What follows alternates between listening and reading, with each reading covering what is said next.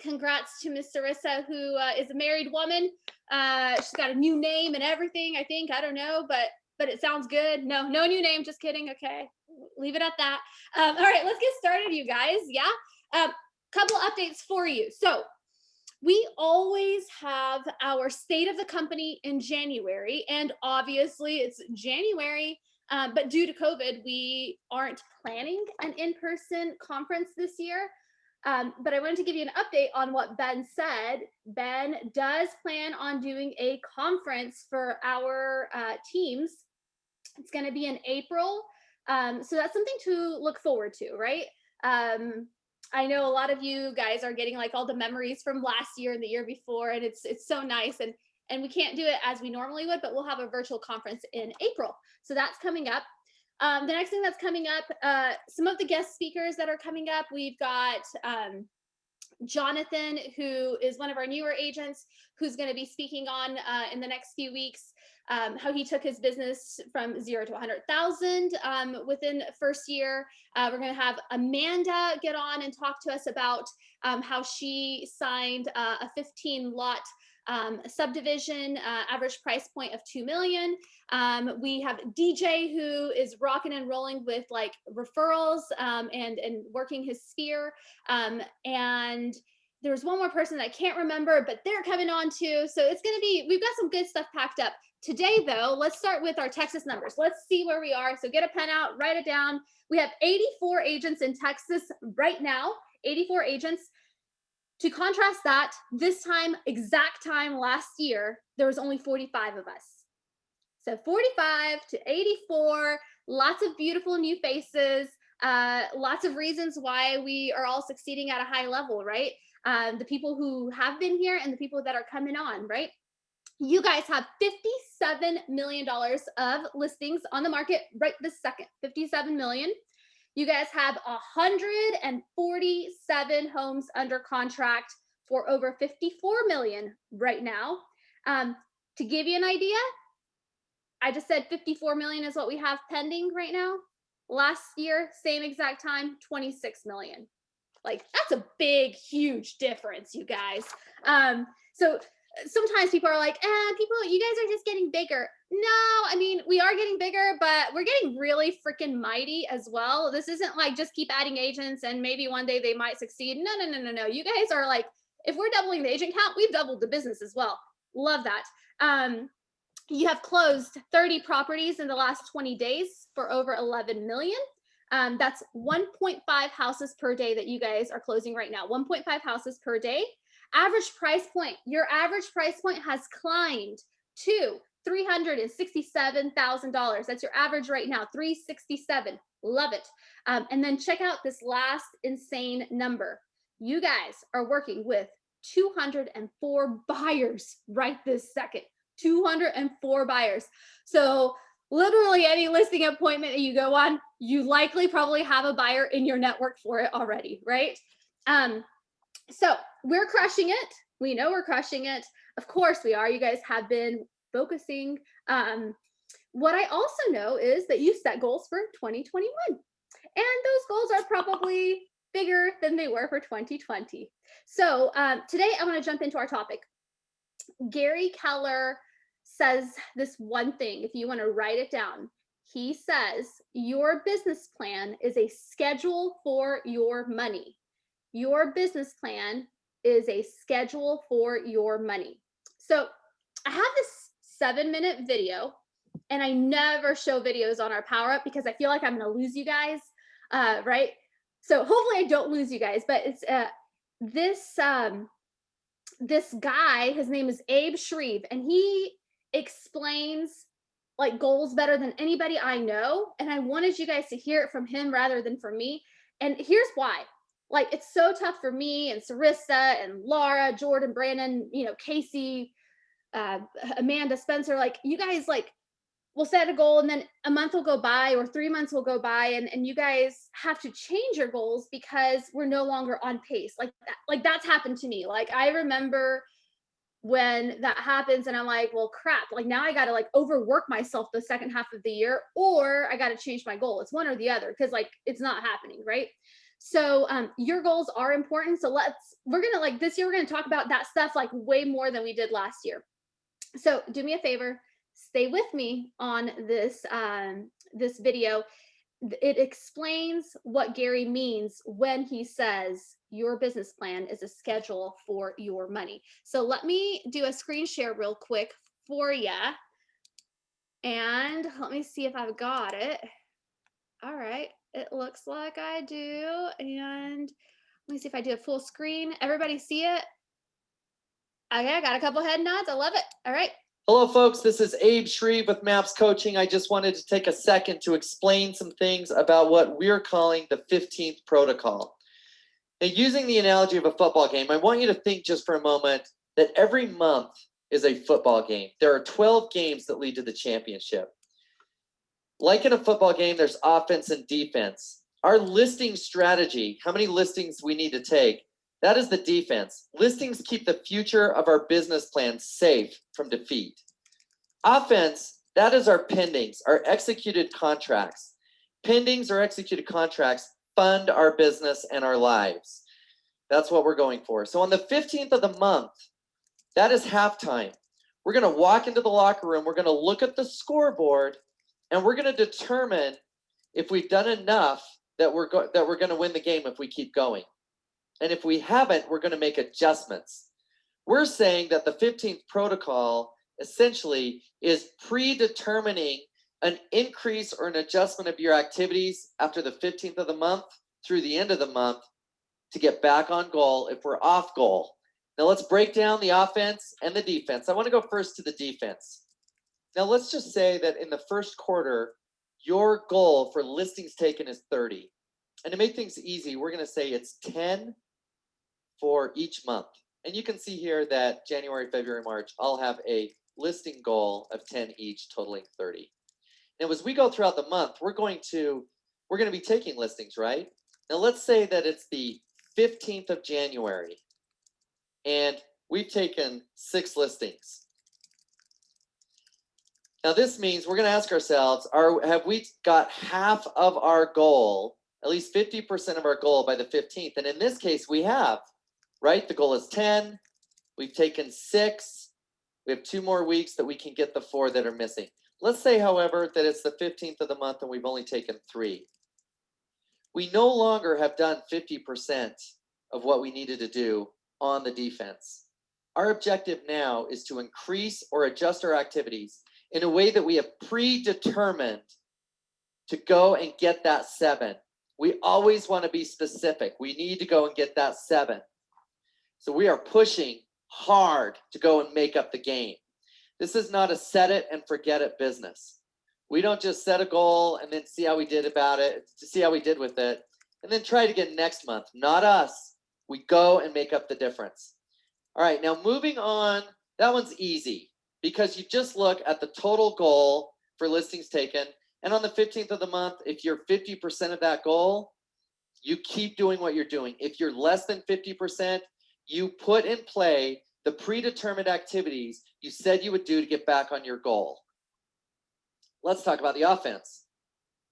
Now, offense, that is our pendings or our executed contracts.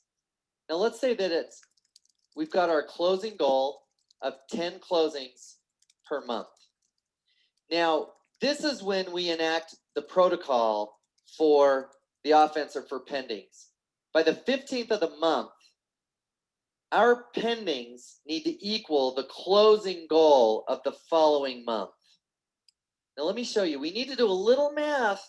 It's not that easy because we need to make sure that we're clear on what that closing goal is. Let's just say in January, we've closed 2, and we have scheduled 6 more that will be closing this month. That means that when we combine our total closed and pending, we have 8, right?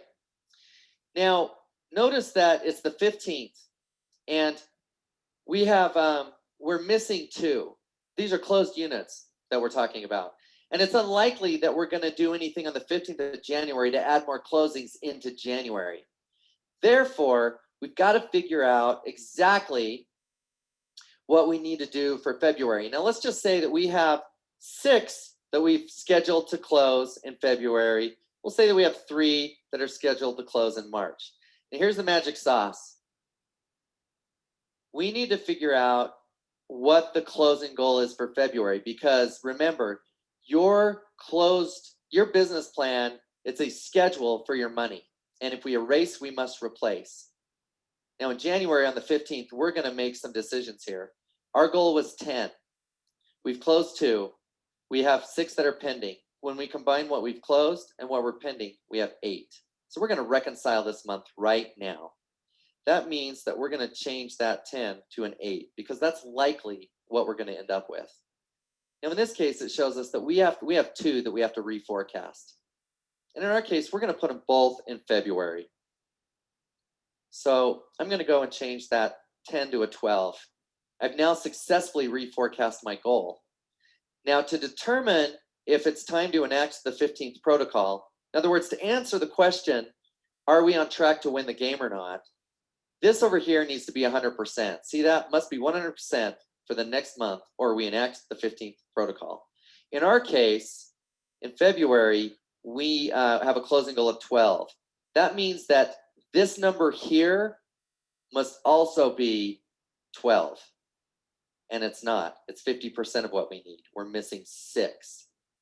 So our objective from here through the end of the month, remember, it's only halfway through January.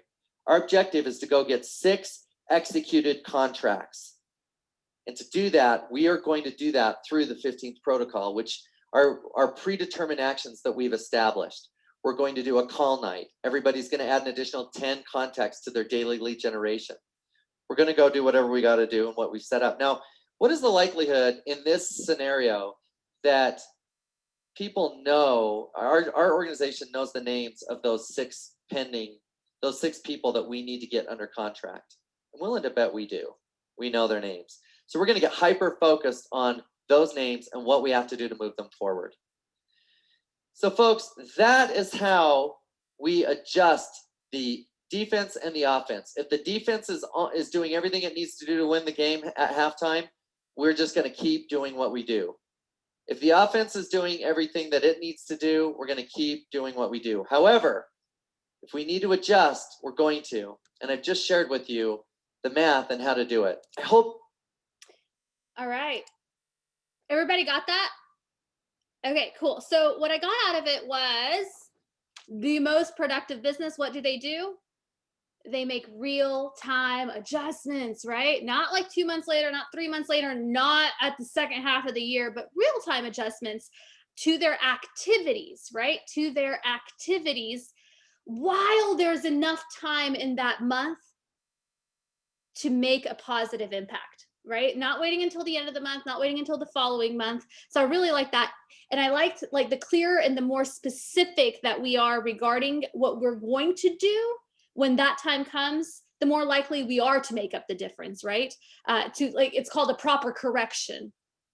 So what I'd love to do today is to open it up to the group. Some of us are already on track. If you're on track, share like why you're on track. Like what have you like done to stay on track so far? And it sounds really kind of like remedial. We're only like 2 or 3 weeks in, right? 2 or 3 weeks in is like whatever, like 1/12 of our year already, right? And then those of you who have been behind before, I've been there. Everybody in this group has been behind before. What did you do? Like give us ideas. So we got like 10 minutes. And here's what I want you to do. If you go down to participants, if you click on it, like there's a way for you to like raise your hand. So that's how I would know. Sarissa, your hand's already raised. Babe, you are it. Let me figure out like, unmute yourself. Okay, tell us what you would do or tell us anything. Yeah, I was just thinking about this. Sometimes some of you are already, I know this, some of you are already feeling discouraged with your year. And because you're looking at it and you're going, it's the 21st and I'm not closing what I thought I was going to close in January and my pipeline's not what I thought it was going to be right now. And I want to just give you like a real life story from me that I've had several years, y'all, like as recent as 2014, 2015, and 2016, where I had goose eggs. literally like goose eggs in January and February, and I still annihilated my goal. And so I just want to encourage those of you that are feeling a little bit like, oh crap, my year's already not off to the right start, that like you can absolutely do whatever it is that you want to do this year and then some. And so just stick to the activities, stick to the things that you know that are going to cause you to be successful, and double down on those things. And you absolutely, I mean, for example, one year my goal was 6 million. I had a goose egg in January, a goose egg in February, and I actually hit 12 million that year. So I doubled my goal and I had goose eggs January, February. So that's all. I just want to encourage you guys that if you're where I was, you can still. Do you remember what you did? Like what led to that? How'd you come up from behind? Like you're behind and you still made it. I was absolutely consistent with my open houses. I was consistent with my phone calls. I had really good follow-up systems, and I was consistent with my 33 touch at the time.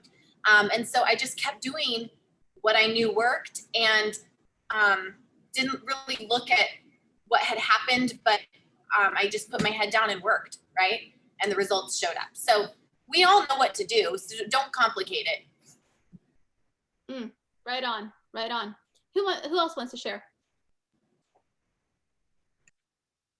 Oh, all right. Well, look at you guys. Casey, go. Sure. So I think back to times when our best offense as a team was a good defense, right? I think about like there's two things you can do. There's ways that you can scale up for your offense and ways you can scale up for your defense, which is your listings, right? So if you're behind on listings, there have been times when we're like, hey, we need to do a bold 100. We need to do a bold 60, a bold 40, right? To get more contacts in, which is the leading indicator that is going to bring us to more appointments and more listings signed. Also increasing door knocking, calling through unquals and watches, right? I know oftentimes that can go by the wayside. Even enacting, like Abe was talking about, a call night. Oftentimes that's what you do at a call night, right? You're just going through places where there might be opportunity that you've overlooked because they weren't the hottest, right? And then just having a database day where you're going in and you're cleaning up and finding those things that might have slipped through the cracks. I think all of those would be a good like 15th protocol. It's the 16th of the month. You're not where you want to be. You haven't had the listing appointments you wanted to for the month yet, and it's time to get your butt in gear. I think that's a really good way to do it. And then as far as your offense goes, getting pendings, I think like doing extra open houses, right? If you can find open houses, those are gold right now. Right. And so you can get that now buyer who, as long as they're motivated and they have the cash, they can buy right now. Right. And then my last thing that actually has worked really, really well is calling nurtures with an incentive. I think sometimes we have to build urgency and go back to people that we've talked to who have been slow to act and say, hey, for right now, we're offering $500 toward closing costs to anyone who can close by February 15th. So I'd love to get you out this weekend. We can do a 25-day close with our lender. Is that something you think you could do for $500? I'd love to be able to offer that to you. You were the first person who came to mind when I was told that, right?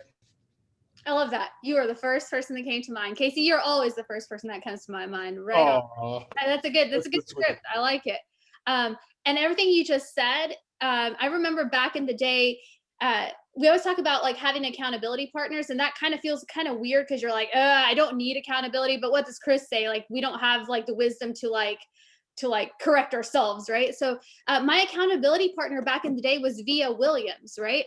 And we would literally do this. It'd be the 15th of the month, and we would have a call. And we're like, it was always like, oh, we're behind. We were like never ahead. I'm telling you, I was never ahead. If you're ahead, boy, you are better than me. I was never ahead. I was always behind, not like negatively. I was just like, dang, man, I could have done better. And we always got on and we were like, what are we going to do? It was actually what it sounded like was like, shit, Trixie, we got to do this. We really got to do it. Okay, this time, let's go.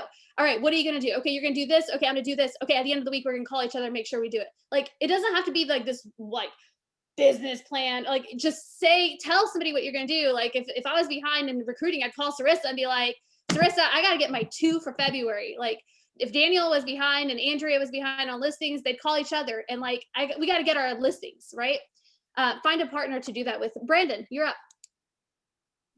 Hey, Casey mentioned a lot of the things that I had on here, so I'm going to run through this list and see if there's anything left. Some of the things that he mentioned, like the getting creative with the incentive. I have it on here. Something I've done in the past.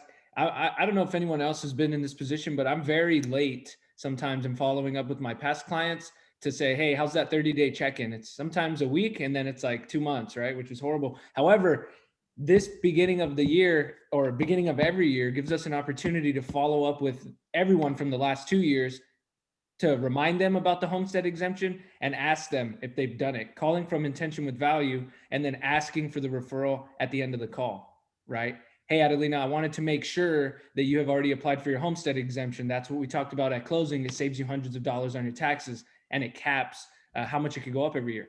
Have you done that yet? Oh, do you need the form? And then, by the way, who else do you know that might be looking to make a move like you did last year, right? And those people already like you. They already trust you. Remind them of Keller Mortgage or BKCO Mortgage. If they've used it, then you'll have the opportunity, or they already know what you're talking about, and you could get them involved that way.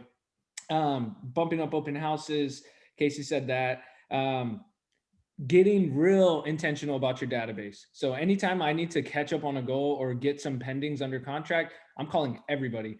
Unquals. I'm dialing through the entire database, right? Who cares? They haven't answered you anyway, or maybe a one-off. Call through all of them, bump up open houses. And then the nurtures, I love that you said that, Casey, with the incentive. That was also the case. Call to move up their timeline, create urgency with something that we're talking about at our power-ups, right? And then for me, more on a why, right? I've noticed that when I get behind on a goal, it's because of two reasons. I underestimated the amount of activities it would take, or I had a lack of commitment to do those activities. So this 15th protocol and us talking about it mid-month, it's not, like, oh, we suck or anything. It's because we need, those two things are valid, right? We understood how much work it would take to get that new goal sometimes, or we're just not in the right mindset right now to do that extra work, right? Both of those are fair, and being able to evaluate that mid-month, that's what makes the difference. That's why, like Adelina was saying, we want to track this way more proactively than every quarter, every 6 months, every year. So just a couple of things there to get your pipeline going. I like it. Couple of things that we can wrap up with. I know every year Maria does an open house blitz, right? When she gets behind, she's doing an open house blitz. Like, so you're doubling or tripling the amount of open houses that you would do. Something I've done in the past is a bold 100 every week until I got back on track with my goals. Like, that sounds scary, but I've never done a bold 100 like 2 or 3 weeks in a row and not gotten on track with my goal. Never, ever in my life. Like, it's out there. One thing I did with the team this week, a bunch of people are behind on their listings. So I literally, like, live on Zoom would go into like their Brivity. I would filter by sell or sell by, and then I would click on hot nurture watch. And those people, like, you got to hit them right now. Like, make sure that you haven't left anybody fall through the cracks. And then once you finish that, go to your sell by, new and unqualified, and make sure that you get those people, like, you haven't left those people behind, right? Like, we got to get those sellers. Like, practically any listing you put on the market right now is going to sell, obviously, right? So that was something. And then the last thing, filter by quickly, the source quickly. If somebody is out there and they're texting and they're further along than a lead that's online, right? They're already driving around. Quickly leads, open house leads, make sure those don't fall behind. Your deals are probably already in your database, and you just want to, like, focus in on it, right? Like, just shine the flashlight on these sources. Ben also taught us about a filter on the expansion partner call. I didn't know smart filters existed, but he already has a smart filter that we can all take advantage of, which is visited the website, doesn't have a task, and doesn't have any, like, auto plan. So there's a filter for that, as people are on your site and you don't know it because you're not even scheduled to call them, and just go down that list and create tasks. We had my assistant do that yesterday. She went down and created tasks for everybody that had a person that had been on the site for the last 30 days and had no task assigned. Right on. And Jordan, I want to end with this. You have somebody new on your team you want to introduce? We do. Yeah. So Bart Cook just joined us this week, and he is a recruiter trainer position for our team. and has been a productivity coach for a small brokerage for a while. And so he's excited to add that recruiting to his repertoire. And we'll be leaning on all of you heavily as he pulls through kind of a hodgepodge of all the training, onboarding, all the manuals we have of all the different versions and varieties that we've gotten from BKT, from Place, from Davis Team, et cetera. So anyway, just wanted to give a warm, friendly welcome to Bart, and as expansion partners, he may be reaching out to you for some stuff. Very exciting. Well, welcome, Bart. I don't know where you are on my screen. You're somewhere. If you see me, raise your hand so we can like put you to the top. But if not, it's all good. We're gonna see more of you. This isn't the first or the last time, hopefully, right? Because you're gonna rock it. So welcome to this crazy chaos. And it's good chaos though. We love it. We love it here, and we're excited that we get to be in business with you. Guys, this is it. This is like I was telling Elizabeth earlier in our call. This is like the end of the week, right? Like we're like all pushing hard, and then we have one more week. We have like an entire week next week. That spreadsheet that you saw Abe looking at, I do have that spreadsheet. So we're gonna go ahead and send that out so that you guys, if you choose to, like, I know the listings part's really easy, but it was the pending part that I thought, ooh, boy, that was good. That was good. Like if it's not at 100%, I gotta like enact my 15th protocol. And it's different for different people depending on your business goals. And you never have to feel like I'm behind, I'm a loser. No, you're a loser if you don't do anything about it. If you're behind, who cares? Like it's what you do with that information that determines like what you get out of life. So you guys rock. We'll see you again next week. Have a great one. Bye guys. Thank you. Thank you. Hey, everybody. Thanks, Adelina. Thanks. Bye.